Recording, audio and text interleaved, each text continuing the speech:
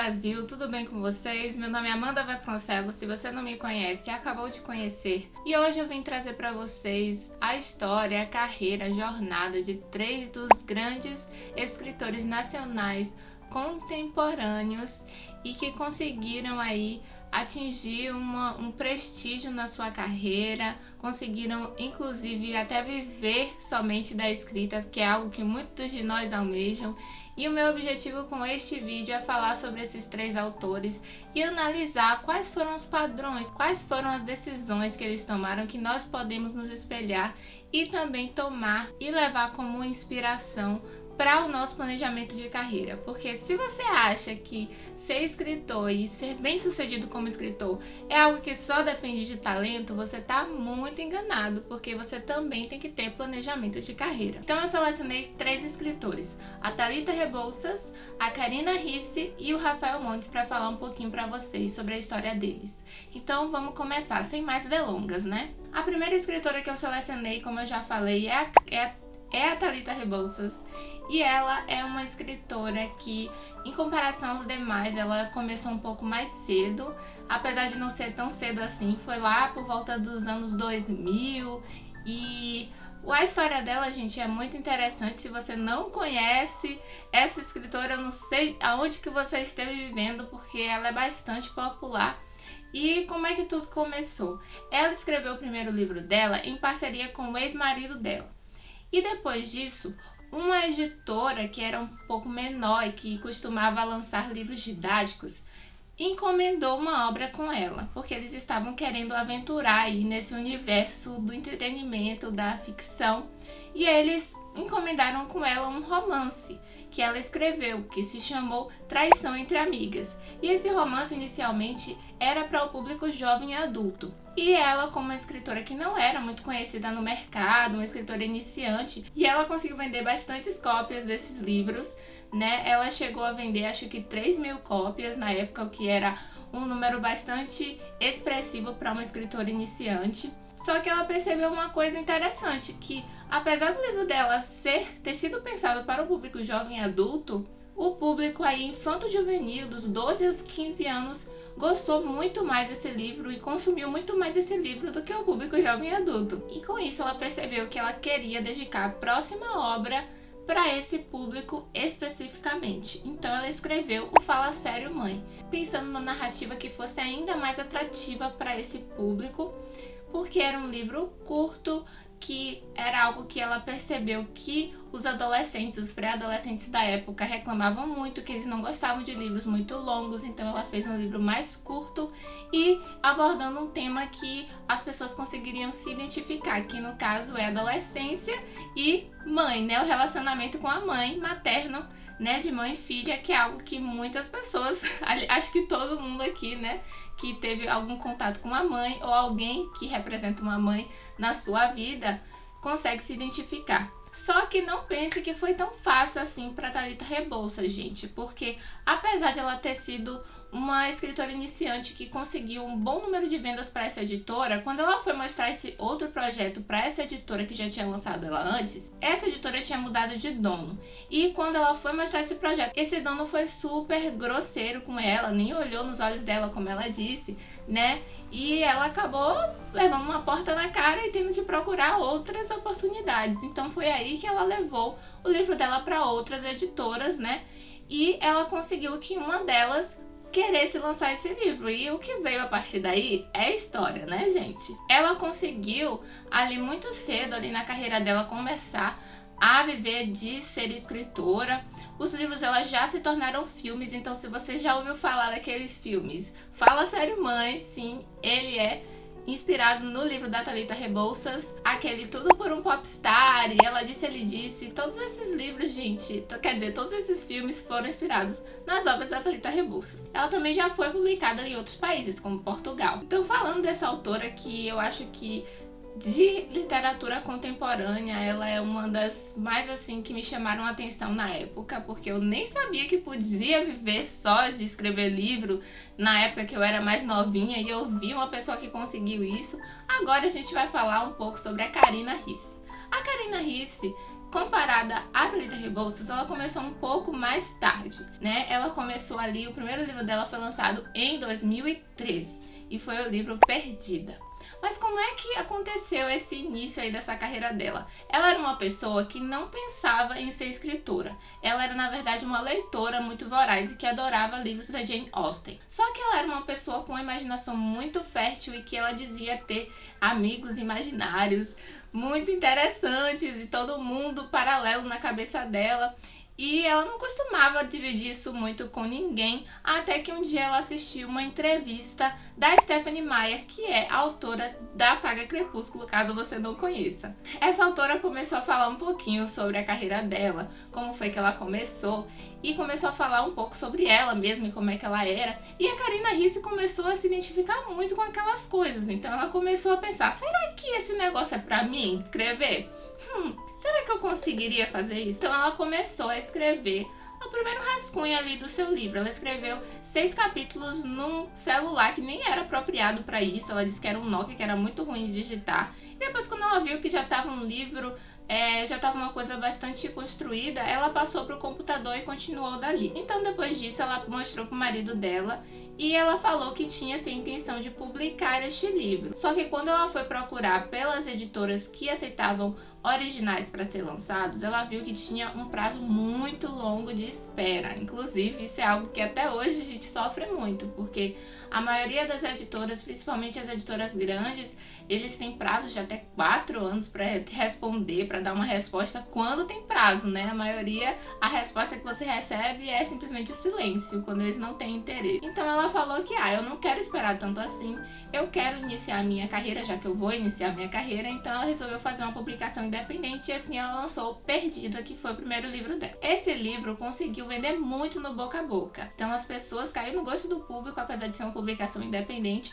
e com isso ela conseguiu lançar com uma editora, né, mais conceituada, uma editora realmente mais profissional. E a partir daí ela fez a saga da Perdida, né, a saga desses livros, e ela já escreveu diversos livros. Ela já foi publicada em outros países como a Ucrânia, como a Rússia, a Itália e Portugal. Inclusive alguns dos livros dela já se tornaram filmes, já foram vendidos os direitos cinematográficos. Então a gente vai ter aí Procura Seu Marido e também a saga Perdida transformada, né, para a versão cinematográfica. Eu tô muito ansiosa porque eu adorei Procura Seu Marido, eu devorei esse livro, eu nem conhecia a autora na época.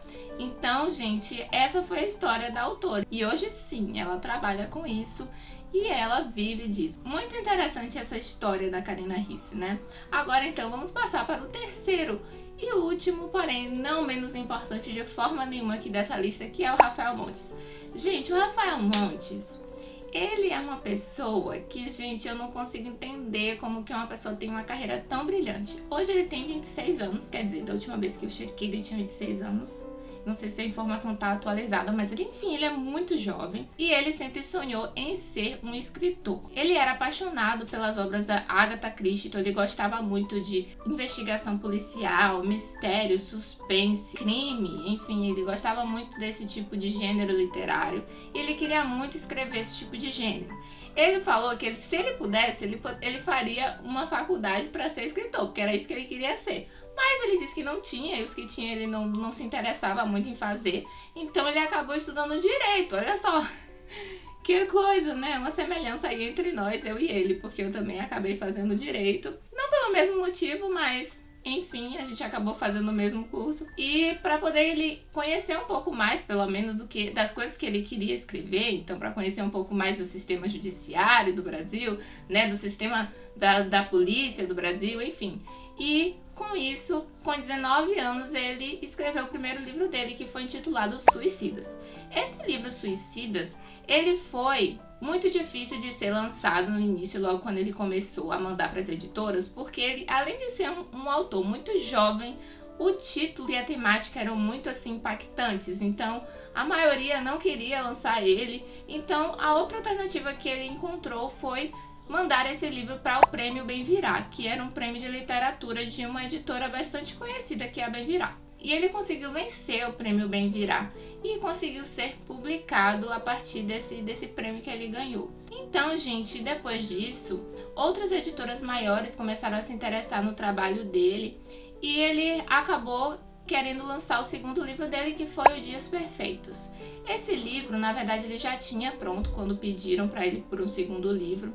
E a agente literária dele se interessou em mostrar esse livro, já que era uma narrativa interessante, enfim, para uma conferência, uma espécie de conferência que ia acontecer entre as editoras de outros países, com o objetivo de comprar obras de outros países, inclusive o Brasil, para lançar lá no país que eles representam. Então ela foi lá e mostrou a obra dele, né? Meio que talvez despretensiosamente, para ver se essas editoras iriam se interessar. Pasme, gente, a editora Penguin, que é uma editora bastante conhecida lá nos Estados Unidos, comprou a obra dele, o que é algo que é sem precedentes, assim, tá? Não sem precedentes, eu não posso dizer que é sem precedentes, mas é algo muito raro de acontecer, porque o que costuma acontecer, né, que o Rafael falou, é que a Europa compre os direitos antes do livro e lancem lá, e caso o livro seja bem sucedido na Europa, ele vai ser bem sucedido nos Estados Unidos. Então, no caso, os Estados Unidos, a publicação dos Estados Unidos é meio que a última etapa de sucesso de um escritor internacionalmente, e para ele foi meio que quase a primeira etapa. Ele foi lançado lá nos Estados Unidos antes de ser lançado aqui no Brasil, então depois disso todo mundo começou a virar os olhos para ele, o mundo inteiro queria comprar a obra dele, saber quem era esse autor que conseguiu vender o livro assim de cara para uma editora americana. E com isso, gente, ele tem 4 livros lançados, pelo menos da última vez que eu chequei, 4 livros lançados. Todos eles são best-sellers e já foram traduzidos para 14 idiomas. Tá bom pra você? Não é fácil não, gente. Não é pouca coisa. Então, gente, agora que eu terminei de falar sobre a carreira desses autores, eu quero discutir com vocês algumas semelhanças que, intencionalmente ou não, eles acabaram tendo aí na sua carreira e na sua história. A começar, gente, uma coisa que eu percebi é o seguinte: por mais que a escrita estrangeira, né, a literatura estrangeira seja muito forte aqui no Brasil, eu acredito que venda até mais do que a literatura brasileira, infelizmente. Aí a gente tenha talvez uma concepção errada de que para a gente conseguir vender livros, a gente deve retratar na ficção um cenário, um contexto americanizado ou europeizado, seja lá o que for, né? Não sei nem se existe a palavra europeizado, mas apesar de a gente achar isso, esse é um conceito bastante errôneo. Vou dizer por quê. Além desses escritores terem isso em comum, que eles adotaram tendências de literatura que já faziam muito sucesso lá fora. Então, é a literatura infanto-juvenil para Thalita Rebouças, que na época que ela foi lançada, eu acredito que já era bastante grande na literatura estrangeira. Eu costumava ler livros já fininhos, né, que era para meninas, para meninos mais novos. Então, por exemplo, a série Go Girl, né, que existiu por muito tempo, né, já tinha essa literatura bastante forte. Por exemplo, Diário da Princesa também era um livro que vendia muito naquela época, e ela pegou esse gênero que já existia lá fora e ela adaptou ao nosso contexto brasileiro. Então ela falou da nossa realidade brasileira, os nossos costumes, e isso foi algo que chamou bastante atenção, não só dos leitores como das editoras. A mesma coisa aconteceu com a Karina Ricci, que quando ela vai retratar sobre outros países, ela vai retratar com personagens brasileiras, com uma visão brasileira. E o Rafael Montes também pegou todo esse contexto do suspense, da investigação policial e aplicou para a nossa realidade. Então são serial killers brasileiros, são assassinos brasileiros, é a polícia do Brasil. Então, como é o caso, por exemplo, do Bom Dia Verônica, que, se você não sabe, é um seriado do Netflix, né, que ele agora se tornou um roteirista. Ele já agora está em outra fase da carreira dele, que ele já se tornou um roteirista, e ele ajudou, inclusive, com esse roteiro de Bom Dia Verônica, que foi inspirado na obra dele, com a Ilana Casoy. Então, tudo isso faz a gente perceber que, na realidade, a gente aplicar essas tendências que dão certo em outros contextos ao nosso contexto cultural brasileiro é algo que é muito bem visto, que pode dar muito certo. Inclusive deu certo com esses autores e com outros autores também. Uma coisa que eu queria também ressaltar para vocês é o seguinte: as editoras, inclusive, não têm uma visão muito boa com relação aos autores que escrevem nos cenários estrangeiros, em outros países, né? Isso é algo que eu vi lá no canal do Escreva Seu Livro, que eles falam, eles já têm uma experiência no mercado editorial, e eles falaram que eles têm uma visão muito negativa quando eles vão ler uma obra nova de um autor novo que se passa em outro país, que os personagens são de outro país, porque eles pensam que, se você é brasileiro, por que você está falando de outro país? Você está escrevendo uma história de outras pessoas, outro povo, outra população, né? Apesar de eu não sei se acredito muito nisso, porque eu acho que a gente deveria, assim, ter licença poética pra gente escrever as coisas que a gente gosta mais. É algo que acontece, é uma realidade. E a gente também tem que se adaptar e começar a valorizar um pouco mais a nossa cultura. Então, dito isso, agora eu vou falar sobre outra coisa também que eu percebi. E essa coisa, talvez para alguns de vocês seja um pouco negativa, ou talvez vocês não gostem muito de ouvir isso, porque faz você pensar que ainda tem muitas etapas pela frente, dependendo de como você tem gerido a sua carreira, o seu sonho até o momento. Mas é o seguinte, você consegue ver que esses autores, eles conseguiram realmente dar um boom e realmente ter uma visão maior, ter um alcance maior, né, na realidade, de um número maior de leitores, depois que eles conseguiram fechar com uma editora grande. Ok, Amanda, mas não foi só isso. Como que eles conseguiram fechar com uma editora grande? Querendo ou não, a editora grande, a gente já sabe que a gente recebe uma parcela menor dos lucros, mas eles têm um alcance muito maior de logística, de divulgação, que muitas editoras menores, infelizmente, não têm. Então, como foi que eles conseguiram fechar um contrato com uma editora grande? Se você perceber, todos esses 3 autores que eu falei aqui, eles já tinham algum tipo de reconhecimento, algo que mostrava que eles tinham algum potencial de vender livros.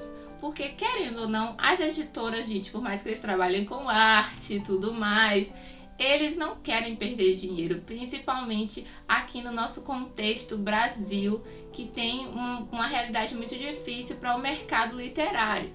Então, eles procuram sempre ver se você tem a possibilidade de alcançar pessoas, ainda que você seja desconhecido. Então, para Thalita Rebouças, ela já tinha tido uma publicação independente, uma publicação menor que tinha dado muito certo. Então, a Karina Risse, ela também foi a mesma coisa, conseguiu fazer sucesso com a sua publicação independente.